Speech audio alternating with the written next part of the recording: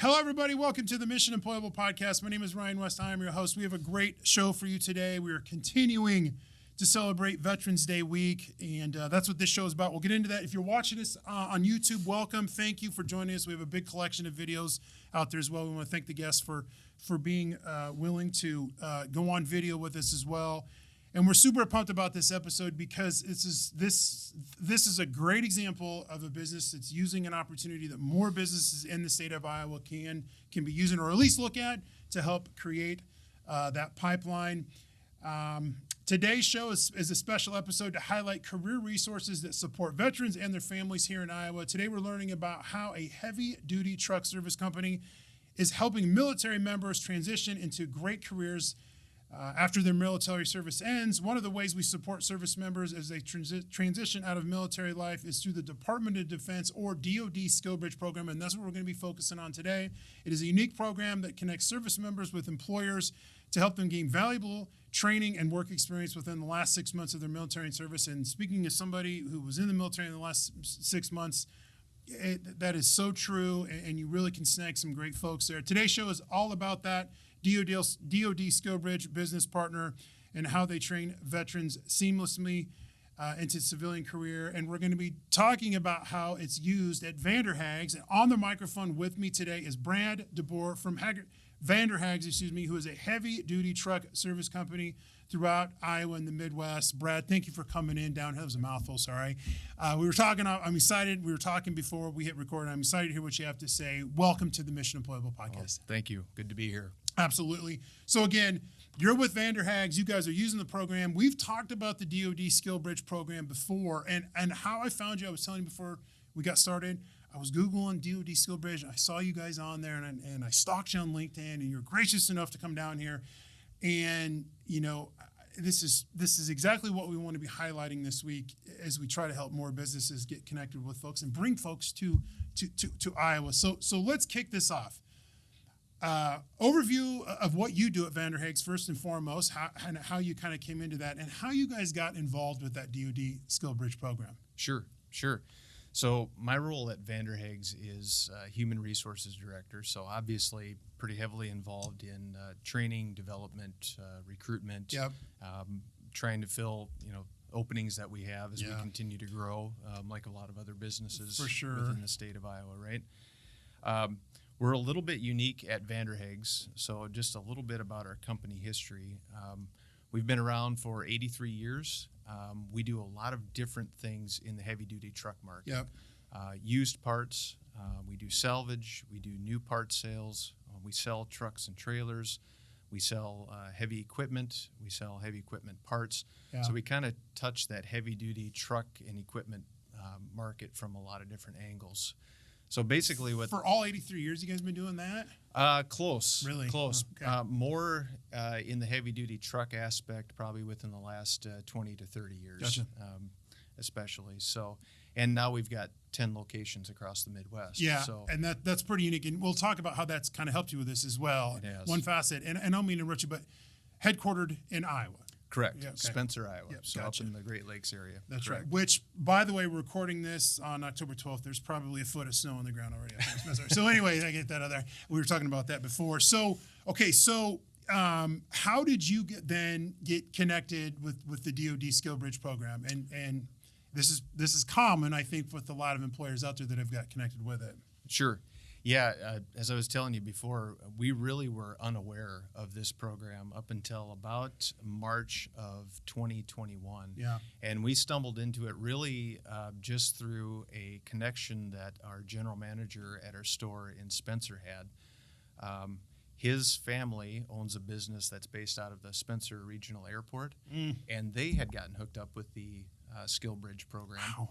And actually had a U.S. Navy veteran that had come to work for them. Sounded like it was working really well. They told our general manager, Jake, about it, and he literally bumped into me in the hallway and mentioned it to me. And that led to a Google search, and it was game on from there. Right. Yeah. Right. Yeah. Well, it's crazy that the metropolis of the Spencer Airport had tuned into it. It's kind of funny, though, when you think about it. Really, and really, their operation is pretty small. I mean, literally a mom and pop operation that kind of informed us about it. Well, I think it's key because you maybe unknowingly, I mean, it works for any business out there if you can make it work, from larger to that small pop. So when you Googled it, you just went to which I should plug this. So you just went to the DoD SkillBridge website, right? I mean, as simple as that. Correct. Yeah, and one of the things we're trying to do here at Iowa Workforce Development / IowaWorks, we're trying to put more of this information out there for folks because, I think there's a lot more businesses out there that just don't know of how it can work for them. When you searched for it, then did you think, talk to us, kind of like really unsure, weren't sure how it could work for you? I think that's key too. Right, yeah. right. Yeah, we really went into this, or I'll back up a step. When we first started checking out the information, I'll admit I was skeptical. Sure. I was looking at this, and you read about they're going to continue to get paid by the military, and you kept kind of waiting for what strings are attached here. There's another shoe that's going to drop, right? Right. And it just really never came. Until finally the light bulb clicked on, like, this is really just a paid internship. Yeah, right. Paid from the Department of Defense, right? Not paid by us. Yeah. This sounds like a really great deal. Right. And so we went through there is a little bit of paperwork process, setting up the training plan, getting your information uploaded into the system. But, as I said, we found out about it in March, and by June 1st, we were approved for the program. Yeah. And we had our first SkillBridge intern start with us in January of the following year. So 6 months later, and we've had a pipeline flowing pretty steadily since then. Well, that's awesome. Okay, so let's get into this. And so as you went through, do you get a navigator then that you work with through there, or once you fill out the paperwork? I mean, how do you stay in communication with the bridge to get to the? And this is a little off script, but I'm curious on that. Yeah, we really don't have a navigator per se. Okay. In the application, we've directed the service members just to go straight to our website. Okay. And then they fill out the job application there. And there's a spot we set up a spot on our application, that asks, how did you hear about us? And gave an option there for the SkillBridge program. And that's kind of what flags us that, hey, this came through the DoD website. Okay. And we go from there. So it's really been a pretty simple process for us overall. I think I was telling you before we went on the air here that we've had way more interest than what we anticipated going into this. Yeah. We set this up, and I thought we'll maybe have 2 or 3 people reach out to us a year, and I think we had 2 or 3 people reach out to us within the first month. Right. And we're on our 10th person now that's going through the program currently. So for folks who are wondering, well, are these service members then coming from other parts of the U.S.? How, kind of lay that out for us if you don't mind. Yeah, these service members are really coming from all over. Okay. As they're looking, at wrapping up their time with. We've had service members from the Navy, Air Force, Marines. Yep. Haven't had anybody from the Army or the Coast Guard yet, but we've had applicants that have applied for those branches. Sure.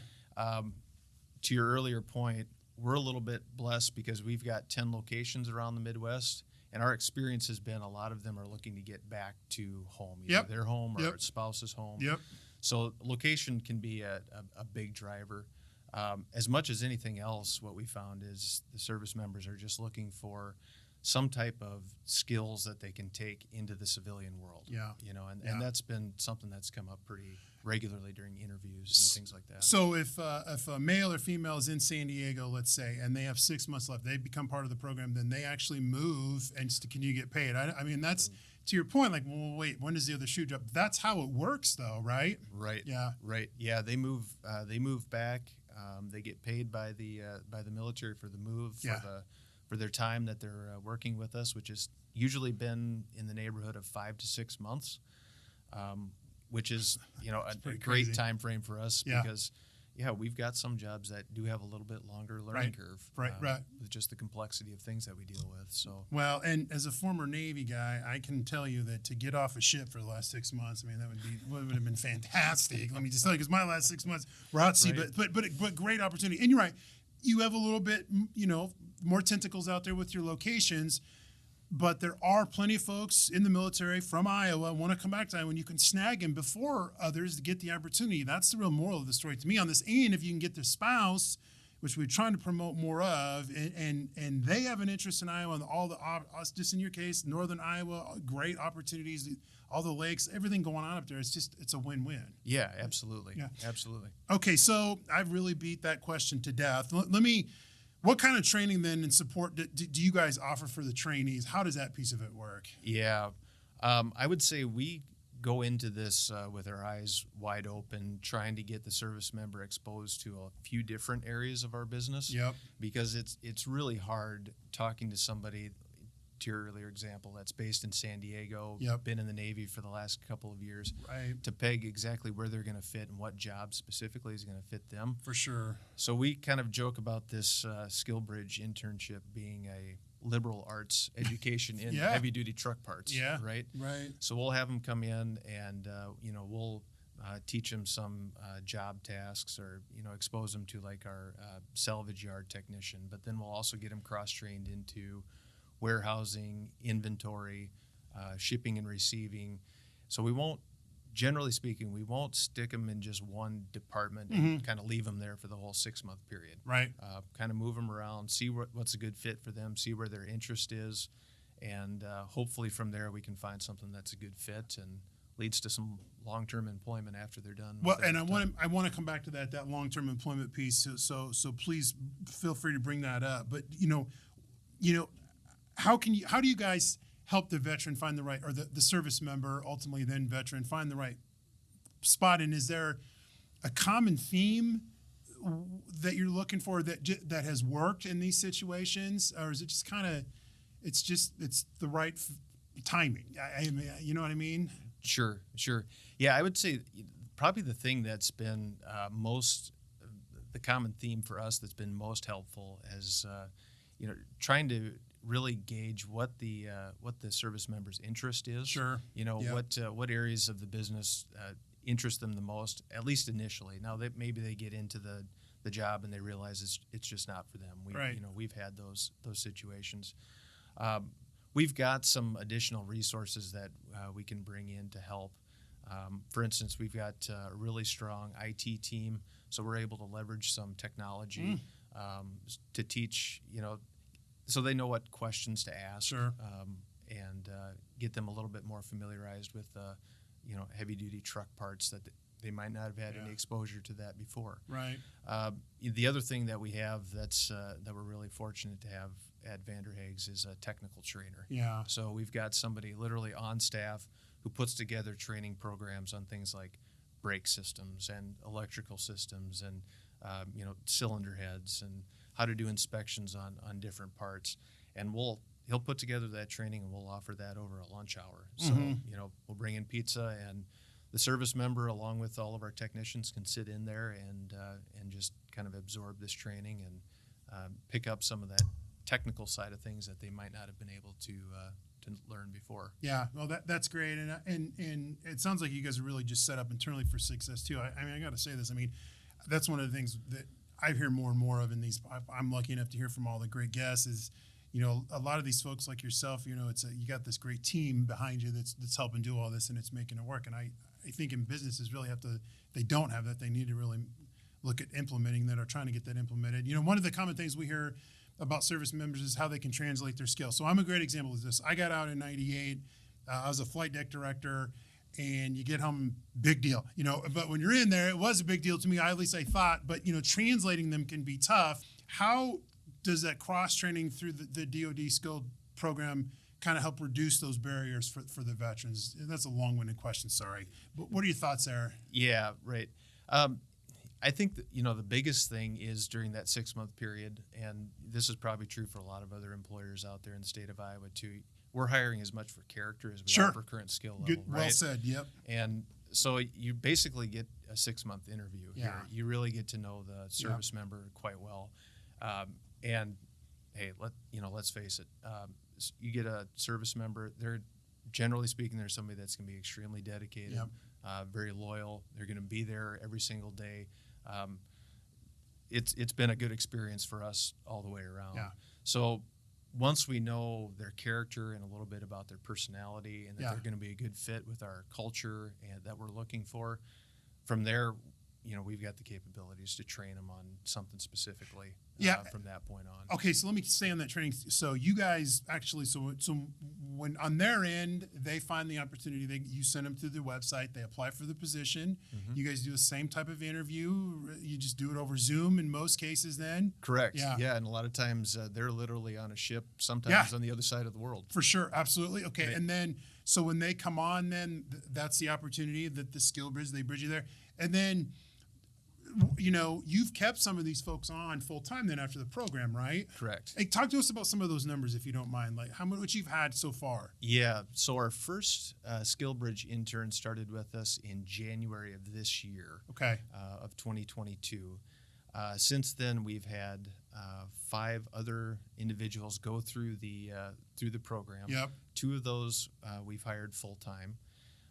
We've got 3 others that are currently in doing their SkillBridge internship right at the moment. And we spread these out at all of our locations because we don't want to get spread the training too thin. And yes. then, it isn't valuable for anybody at that point. For sure. And then we've got 2 more interns that are scheduled to come on board with us in January of 2023. Okay, very cool. Yeah, and when you throw that into your portfolio of who you're looking to hire, it all adds up. That's right. And again, your department. Why would you not want the Department of Defense to have them help you pay for some of this, right? I mean, it's a win-win, right? It is. It is. And, like I said, when we went into this and first heard about it, it almost sounded too good to be true. Like, why would the military pay for this? And it actually wasn't until we applied and we got to talk to one of the officers that kind of handles the whole application process. And I said, hey, you got to tell me. Right. I'm just dying to know why would the military want to do this? Yeah. And he said, well, it's in our best interest too for those service members that are transitioning into civilian life. We want to make sure they've got the skill to be successful in their next step of their career. Right. And at that point, it's like, oh, that's so simple. Then the light bulb kicks on. And that's kind of the why behind the program. Well, it obviously makes a world of sense. Totally. I mean, it obviously does. Okay, so talk to us then about, or give us a shout out to why more employers will benefit from it and businesses. The real theme of this podcast is probably more so trying to get businesses engaged in some of these opportunities. Why? You're a great example, poster board for this. Why should more businesses try this or at least put it on the radar for 2023? Yeah. Setting aside the whole financial piece of it, other than the fact, that this is all paid for by the Department of Defense and you really don't have any expense outlay other than your time and training. Yep. The thing that we've found is you get an applicant or an internship an intern, I should say, that's really dedicated. They're loyal. They're there every day. In the 10 folks that we've had come through the program, I'd say we're 10 for 10 in those categories. That's great. So that's great. That feels good. Plus, it just feels good to be helping out a service member, right? After everything they've done for us, it's a small thing that we can do in return to help them out in some way. Yeah. And then, to our earlier point, a lot of times they're looking to come back to the area. So now you've got kind of your foot in the door, got that lead on somebody that's going to be moving back into hopefully your backyard in the very near future on a permanent basis. It's a win-win. It helps bring folks to the state of Iowa. We try to really, that's an underlying thing with Home Base Iowa as an example. It's one of the rare things where we can help bring folks to the state of Iowa and get them into these jobs. Okay, in the interest of your time, lastly, if a service member wanted to learn more, what the training opportunities are available, I know you've kind of touched on this already, but just to plug, where do we want to send them and talk to us about why working at, or getting connected with Vander is so awesome? Yeah, right. Well, maybe take those questions in reverse order. Yeah. I think, the thing that we provide at Vander is just the diversity of different opportunities. Whether you're more of a technical, hands-on person that likes, turning wrenches and rolling up your sleeves and getting dirty, or whether you're a little bit more on the operations management side, warehousing and inventory, logistics, sales. Yep. We offer a wide range of different opportunities, and we've taken folks from different industries like law enforcement, healthcare, insurance, and basically giving them the skills to be successful. So Yeah. pretty confident that we're going to continue to do that with service members here going forward as well. So For sure. yeah, so to learn more, it's really as simple as our website, which Yeah. is just vanderhags.com. Yep. And you can click apply for a job, and you'll see the link to the SkillBridge program right there. The other thing that's probably just as easy to do, if you Google search DoD SkillBridge, go to their website, Yep. and you can see a list of all the employers. Yep. I think you can search by zip code You there. can actually, yeah. That's how I was able to get. As I said, that's how I was connected with you for this podcast. I didn't mean to interrupt you, but yeah, it's as simple as that. Right. Yeah, Right. great stuff. And if you're a spelling bee champion like I'm not, that's Hags with 2 A's and a G. Just throwing that out there. So, Correct. VanderHags.com. Great stuff, man. I can't thank you enough. It's really great to get a business that's located here in Iowa and, of course, other areas in the Midwest as well to come on and promote this because it is a great program. It's a great way to build a pipeline. And there just aren't a lot of businesses doing it, as far as we know. If you go out to the DoD SkillBridge website, it's pretty plain right there on how many Iowa businesses are out there. Right. So it's great information and excited to get this one out. Ladies and gentlemen, you have been listening to Brad DeBoer, who is the Human Resources Director with Vander Hags. And again, Vander Hags is in the heavy duty truck service business. Great stuff. Thank you for joining us and making time. Thanks for having me, Ryan. Absolutely. Appreciate it. Absolutely.